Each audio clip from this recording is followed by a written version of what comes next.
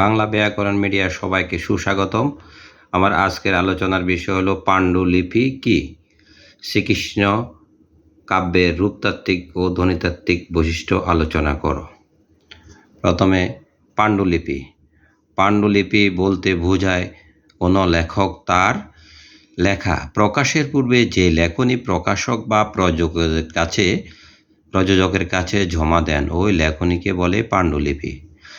পাণ্ডুলিপি মানে একটি কাজের অনুলিপি যা একজন লেখক সুরকার দ্বারা লিখিত।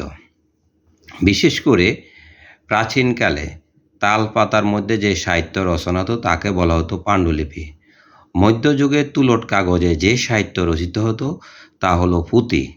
বর্তমানে কাগজে যে সাহিত্য রচিত হতো তা হলো বই বা কাব্য বা রচনা সামগ্রী। শ্রীকৃষ্ণ কীর্তন কাব্যের হলো বাঙালি সাহিত্যের একটি মহাকাব্য যা চণ্ডীদাস কর্তৃক রচিত হলো। এই কাব্যের ধ্বনিতাত্ত্বিক বৈশিষ্ট্য সৌন্দর্যবাদ। এই কাব্যে চণ্ডীদাস সৌন্দর্য রসকে অধিকভাবে প্রকাশ করেছেন। তিনি ভক্তিরস ও সৌন্দর্য রসের মাধ্যমে শ্রীকৃষ্ণকে বর্ণনা করেছেন। এখানে আমরা দেখতে পাই শ্রী রাধিকা শ্রীকৃষ্ণকে এমনভাবে তুলনা করেছেন যেন তিনি অপরূপ সৌন্দর্যের একজন পুরুষ। 2 নম্বর হলো উদাত্ত ভাষা। এই কাব্যে উদাত্ত ভাষা প্রয়োগ করেছেন যা ভক্তি ভাবনার মাধ্যমে শ্রীকৃষ্ণের লীলা কথাগুলো বর্ণনা করা হয়েছে। 3. সঙ্গীতমুখী ভাষা। এই কাব্যে বহু সঙ্গীত রয়েছে, যেমন যমুনাখণ্ড, বংশীখণ্ড সঙ্গীত রয়েছে। যমুনাখণ্ডে যখন শ্রীমতী রাধাকে শ্রীকৃষ্ণ নৌকায় করে নিয়ে যান তখন তিনি গান গাইলেন। শ্রী রাধিকা গান গাইলেন, আমায় বাসাইলি রে, আমায় ডুবাইলি রে, অকল দরিয়ার বুঝি কুল নাই রে। ওখানে আমরা ওই গানটি দেখতে পাই। ঠিক বংশীখণ্ডেও তিনি রাধিকা গান গাইলেন, আমার যমুনার জল দেখতে ভালো, যে আমার যমুনার জল দেখতে কালো, স্নান করিতে লাগে ভালো। এই সকল গানগুলো আমরা বংশীখণ্ডে, যমুনাখণ্ড দেখতে পাই। তো রূপতাত্ত্বিক বৈশিষ্ট্য কাব্য রূপান্তর। কাব্যটিতে শ্রীকৃষ্ণের রূপ, গুণ, লীলা বর্ণনা করা হয়েছে। যেমন শ্রীমতী রাধা কৃষ্ণকে বলেছেন কালা, নিগ্রো ইত্যাদি। প্রথম যখন অর্থাৎ আমরা যে কি বলি যে শৃঙ্গার রস, সেখানে আমরা দেখতে পাই শ্রীমতী রাধিকা শ্রীকৃষ্ণকে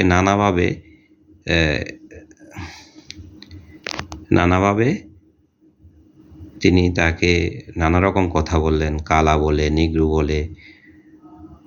আবার যখন ছত্রখণ্ডে আমরা সেখানে দেখতে পাই, ছত্রখণ্ডে, তারপরে ওই যে ভারখণ্ডে যখন শ্রীকৃষ্ণ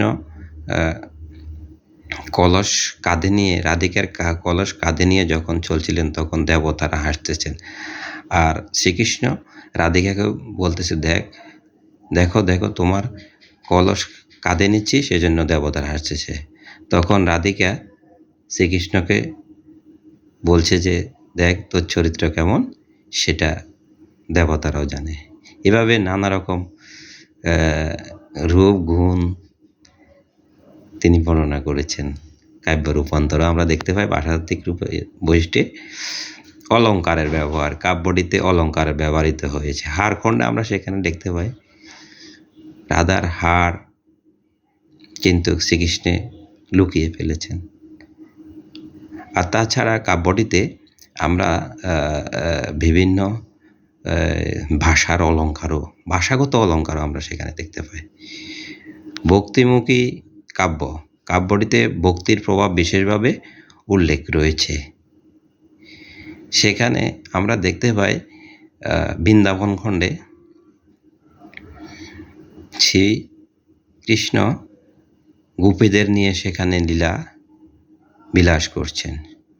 সেখানে ভক্তি মার্গ উল্লেখ করা হয়েছে, ভক্তি রস উল্লেখ করা হয়েছে। তা আমরা কাব্যটিতে ভক্তির প্রভাবও বিশেষভাবে দেখতে পাই। এ হলো আমার আজকের পাঠের বিষয়। তাহলে আজকের পাঠের বিষয় ছিল পাণ্ডুলিপি কি, শ্রীকৃষ্ণ কাব্যের রূপতাত্ত্বিক ও ধ্বনিতাত্ত্বিক বৈশিষ্ট্য আলোচনা করো। এই প্রশ্নটা একটু ভিন্ন, তবু আমি চেষ্টা করেছি আপনাদের জন্য যতটুকু সম্ভব তুলে ধরার জন্য। ভুল ত্রুটি হলে ক্ষমা দৃষ্টিতে দেখবেন। সবাইকে ধন্যবাদ জানাচ্ছি এবং সবাই ভালো থাকবেন, সুস্থ থাকবেন। আর যদি উপকৃত হয়ে থাকেন এই ভিডিওটি শেয়ার করবেন এবং সাবস্ক্রাইব করে দেবেন। আমি চেষ্টা করতেছি মাত্র আরও কিছু ভিডিও তৈরি করার জন্য। সবাইকে ধন্যবাদ।